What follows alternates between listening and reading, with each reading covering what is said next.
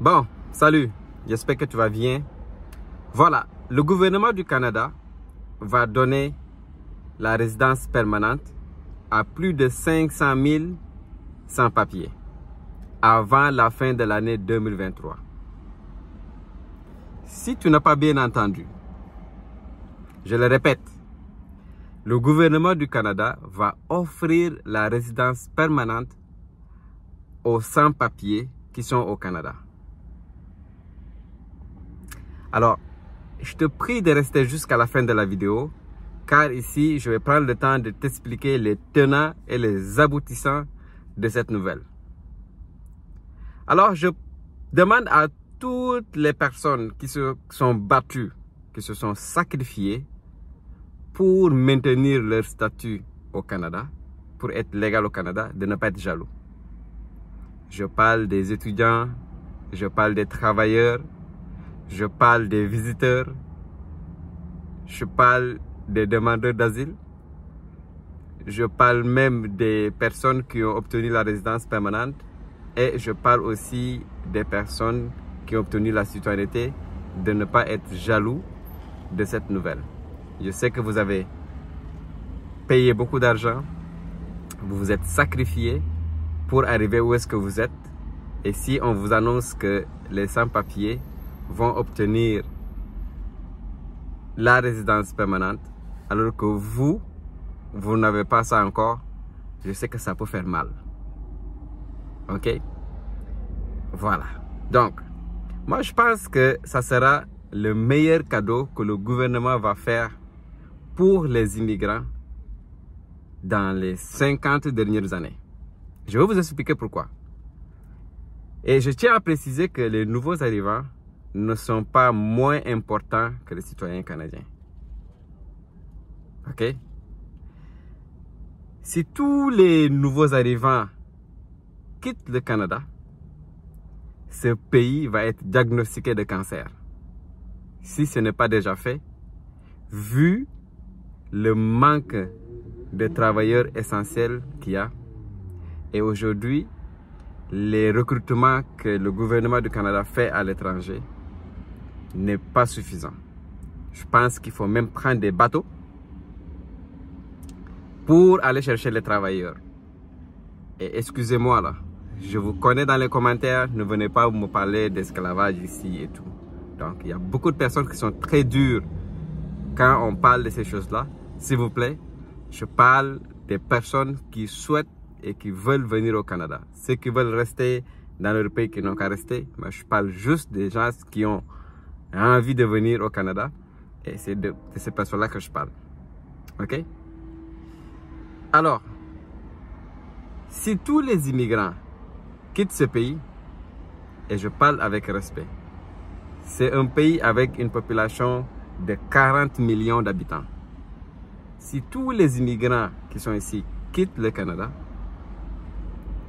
tout avec grand T, il va rester à peu près au maximum 2 millions d'habitants dans ce pays, sur 40 millions.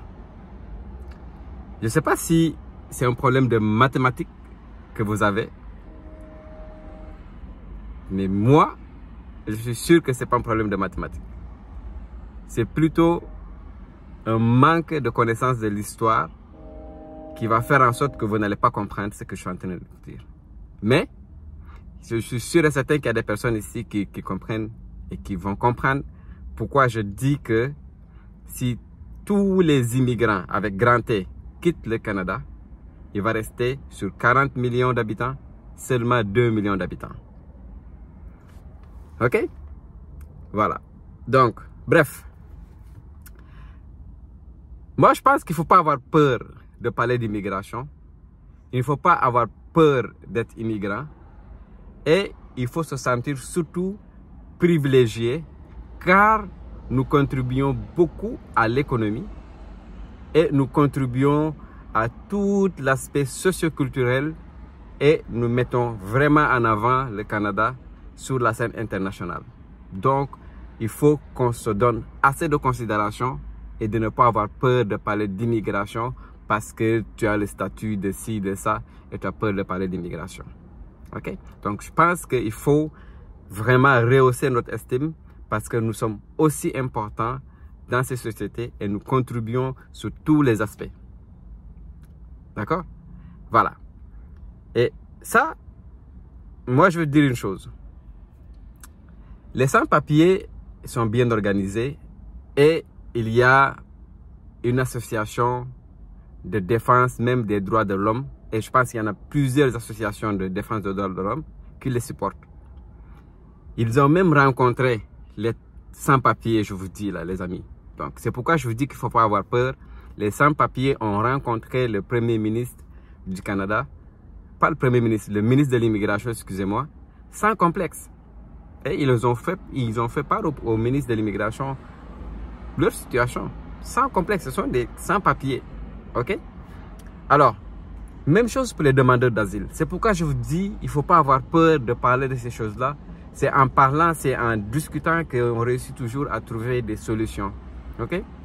Je vous ai dit dans la précédente vidéo que les demandeurs d'asile, c'est parce que, pour la raison pour laquelle ils ont demandé l'asile, c'est parce qu'ils ont eu une situation compliquée à leur arrivée à l'aéroport, ou bien ils avaient une situation compliquée déjà dans leur pays d'origine, et c'est pourquoi ils ont fait une demande d'asile. Si les choses étaient roses dans leur pays, ils n'allaient même pas penser venir au Canada. Donc, il y a un minimum d'humanité à considérer. Il y a un minimum d'humanité dans cet aspect-là, dans ces choses-là. Ok? Alors, c'est la raison pour laquelle je pense fortement que les sans-papiers méritent d'avoir la résidence permanente.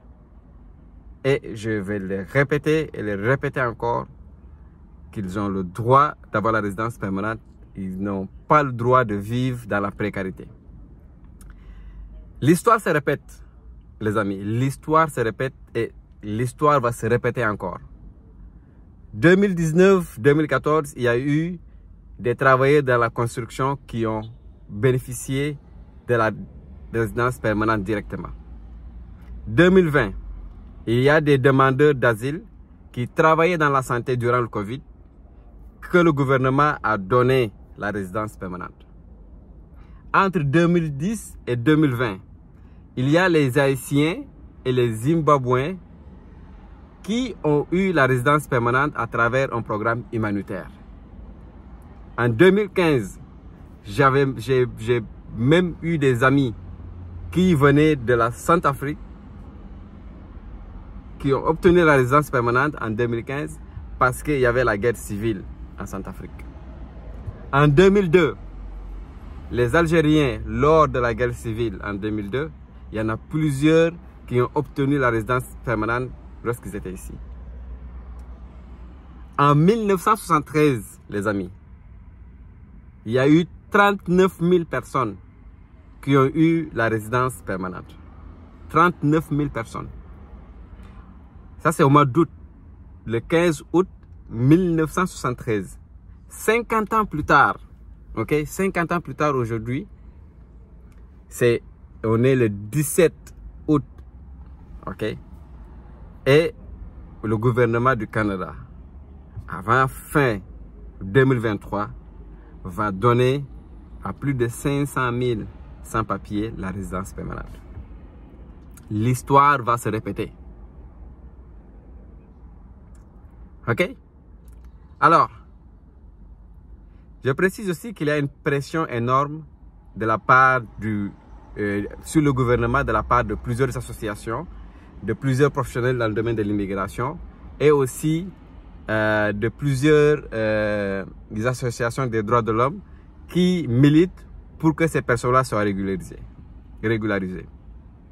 Et je crois qu'il y a plusieurs avantages à le faire. Je vais t'en nommer 3 grands avantages.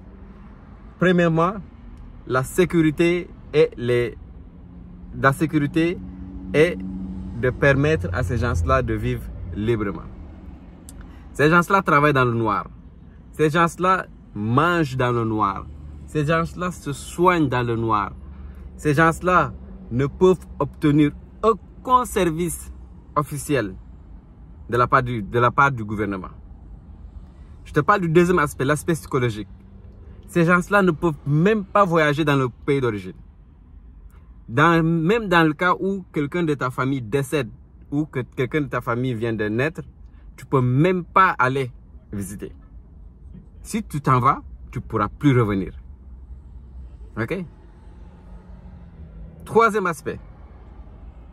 Le gouvernement perd des taxes. Le gouvernement perd beaucoup de taxes à travers les entreprises parce que ces personnes-là ne sont pas déclarées. Donc le gouvernement ne sait pas que l'entreprise est en train de faire travailler ces gens-là et ils perdent des taxes. Donc je vous donne un exemple. Pour 50 000 $ bruts que vous gagnez, l'entreprise qui vous paye 50 000 $ bruts paye déjà 30 000 $ au gouvernement pour taxes. Est-ce que ça vous le savez? Vous, c'est sûr que vous allez payer la moitié au gouvernement. Et dans ces cas de circonstances des sans-papiers, c'est les sans-papiers qui perdent parce que les entreprises ne les payent pas assez. Et c'est le gouvernement aussi qui perd parce que le gouvernement ne reçoit pas les taxes. Donc, c'est les entreprises qui s'enrichissent. Ok? Le gouvernement s'appauvrit. Toi, les sans-papiers s'appauvrissent. Mais les entreprises s'enrichissent car ils payent rien à ces gens-là. Mais aussi, il ne faut pas oublier l'aspect de la sécurité dans le travail. Alors, bon, les amis, moi, je crois fortement qu'il faut régulariser, mais immédiatement et très vite, les sans-papiers au Canada. Il faut les régulariser très vite. Il ne faut même pas attendre à la fin de l'année 2023. Car il y a beaucoup de temps de perdu déjà. Et vous, qu'est-ce que vous en pensez? Est-ce qu'il faut les régulariser? Ou est-ce qu'il faut les laisser survivre dans le noir? Je vous attends dans les commentaires.